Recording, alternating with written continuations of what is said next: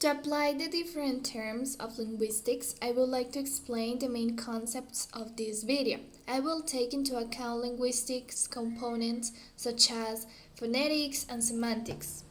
Therefore, we must take into account factors that influence communication, such as pronunciation, or emission or production of sounds, and the way in which we express ourselves oratorily and bodily to convey our message. Then take a look to the short definition of the main components for the following activities: phonetics and semantics. If you want to remember them, pause the video, and now let's continue with the exercises. I did this activity with the help of an app.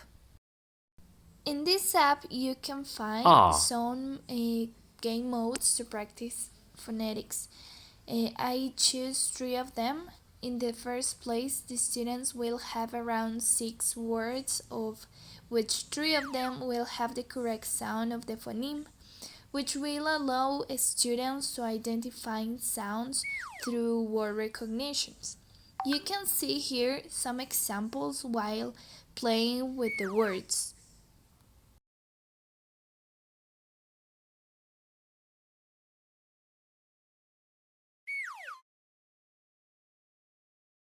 In the second exercise, the students will have to find the wrong sound in order to differentiate the phonemes or the corresponding phonemes to the sound that is produced. Finally, they must practice in the phonetic transcription of sounds, making an special emphasis on a single sound. They must identify the correct word. This exercise will be done in order practicing each phoneme in order to avoid any confusion.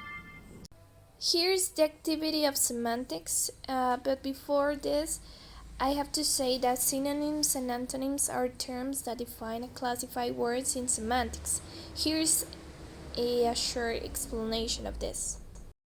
So a synonym is a word that means the same as a different word. So think of 2 words that mean the same thing. Here are some student examples.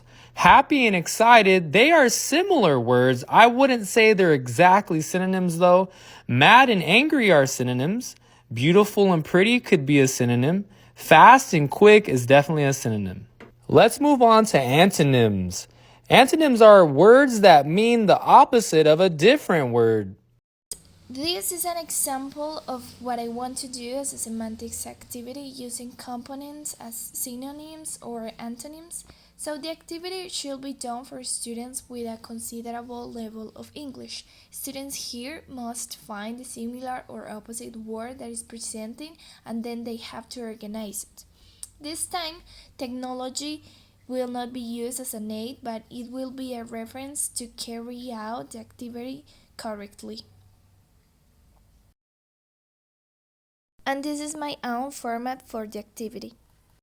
Okay, according to these previous activities, they are being developed through linguistic components that give meaning to language. Phonetics and semantics are complement to the language that as a teacher we must know and master.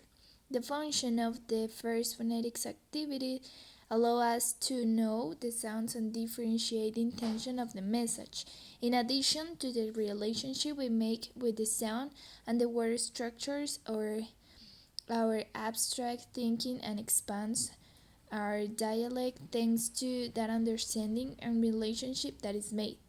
In terms of semantics, it is necessary to know the meaning of what we have internalized previously in order to be clear in our speech, which is why the previous activity allows us to look for connection in the language.